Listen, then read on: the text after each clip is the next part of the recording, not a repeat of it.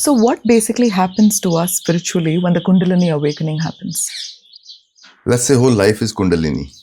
Okay. It's a movement of Kundalini which you see. Okay. Shakti, the creativity. So within us, at the root of our spine, there is a dormant force, the cosmic force, from where we are kind of taking little bit of it to function. For example, when a child is born, he's basically born with a Kundalini fully functional. Oh, okay. That's why children are so beautiful and they're enjoying everything, because they, even if they touch, it's a full electric touch. They're not thinking anything. So they are one with life. When Kundalini awakens, you become one with life. Why Kundalini drives you crazy? Because you have a mind which is not one with life. It questions. It says, what is this? What is that? So accordingly, your body is also rigid. So most of the problems which happens when energy awakens, if your system is not flowing and at ease, it's like pressure cooker, you know. Kundalini is like you're putting on the fire, but the top lid is blocked. Okay. So that's why disasters happen when without a guru or without right kind of physical and mental training, you awaken your Kundalini. Okay. Because that's why many of the saints at a young age, they were able to do that because there was no conditioning on the energy.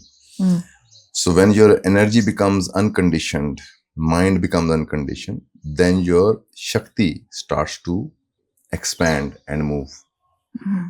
Okay. So you said when you started off with understanding about life and the truth, the first encounter you had was with Osho's teachings. Do you feel a lot of Osho's teachings are misunderstood? You see, no guru's teachings can be understood intellectually. Okay. Because what I thought I heard Osho and what I thought he meant was, and today what I think is completely different. Okay. Because if I tell you sweet, but you have not tasted sweet, so you have concepts and philosophies about sweet. But when you actually taste, whole philosophies go out of window. Then you also know which was closest to this experience. Right? Right. So spiritual or guru is talking about the experiential thing, not a philosophy. But mistake happens is that we think Gita or all the scriptures are philosophies. No. They are recipes to be cooked, not to be talked about. Wow. Okay. So when you have a recipe, you don't say that which recipe is right. No, you start cooking. Because your body needs food, it doesn't need recipe. And we think scriptures and all that, these recipes. I am dying of hunger and I have collected 100 recipes. And then I say, why I am not feeling what I wanted to feel? Because you're not eating anything yet. So need of your being is to eat a truth. Okay. Is that why we feel that sense of peace and ease when we are in the presence of a guru? Yes. Because you are with life only, no? You are alive, but you're not with yourself. Through guru, you learn to be with life. Then you realize, actually, there's no guru out there. You're basically being with your life. Just guru became a medium for you to be with your life. Okay. And feeling it. That's all.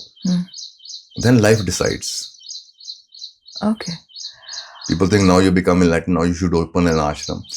No guru ever tries to open an ashram. It happens if there is need. Otherwise, this is huge ashram. If you know how to look at it, this is a huge ashram going on. There are no separate ashrams needed. And this is the temple. If the soul truly knows that it is coming from the Creator itself, what is his entire Maya of birth and death? What is the purpose of it? There is no soul. Okay. It's like this, you think that a wave arises and you think it has a separate soul in it, water in it. It's the whole ocean itself, right? Right. So this is one of the basic duality which misguides people, that there is a separate soul, you have separate and I have separate. Okay. It's just electric. Let's come back at Kali. It's the same Shakti which is flowing through you from me. So you think there are two separate electricities? No. So a sun shines, and in a pond, there are many waves, and you see hundreds of suns. You think there are hundreds of suns? No. So this reflected light of that divine into you, you can call it a separate soul, but it is misinterpretation. Okay. Is it the illusion of separation? Yeah, What creates the illusion of separation? words. Okay. When you say explain. soul and body, this is illusion. There is no soul and body. There is just one presence which appears as body, as cosmos, as matter, as stone, as a bird, as you, as a thought, as a movement. Okay. So basically, that one is playing Gayatri and Satyaji and it's talking about itself. It's very narcissist.